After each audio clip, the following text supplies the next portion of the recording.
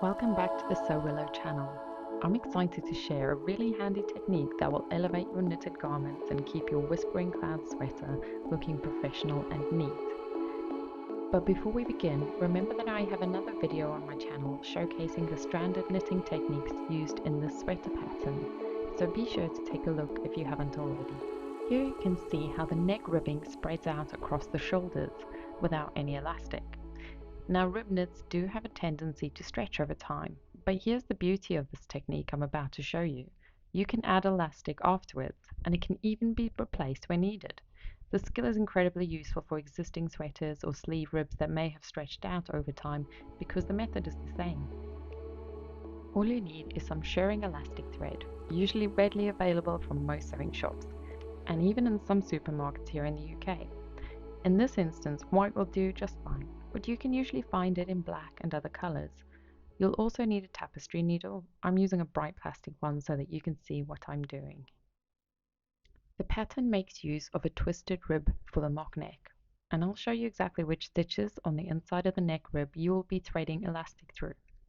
Look for those ridges that stand out on the inside. These are created by the purl stitches when working from the right side. On the wrong side, they look like inverted V's. But here's the trick. Instead of threading the needle through both legs of these V's, you just slide it beneath the right leg of the V and then under the next one again. And if I keep the needle in place under the legs of these stitches and turn it over to the right side, you will see that the needle remains hidden on the right side of the neck. In the same way, your elastic will not be visible from the right side. Now cut a workable single length of shirring elastic thread. Starting at the first row below the cast on edge, pull the elastic through the first stitch, using one leg of the V of the stitch only while leaving a long tail. Here's a tip. You can secure the end of the elastic with a sewing clip to prevent it from slipping through. Stick to the same row of knitting and keep threading the needle with the elastic beneath the same arm of each upturned V of the stitches of the neck rib until you go all the way around. Check how taut or loose you'd like the neck to be, then knot the ends together.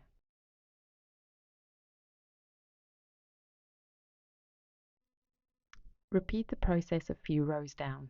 I started with 3 rows of elastic, but found that for the smoothest effect across the ribbing, 5 rows of elastic spanning the 10 centimeters of neck ribbing gave me the best result. And here's the magic. You can add more elastic or take some out if it's not working. This method can be used on cuffs and waistbands as well. And there you have it. Take a look at how much higher the neck sits after adding the shirring elastic. It's a simple yet effective way to maintain the elegant shape of your sweater.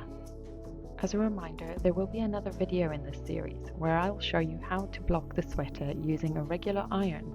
So stay tuned for more knitting and sewing inspiration on my channel.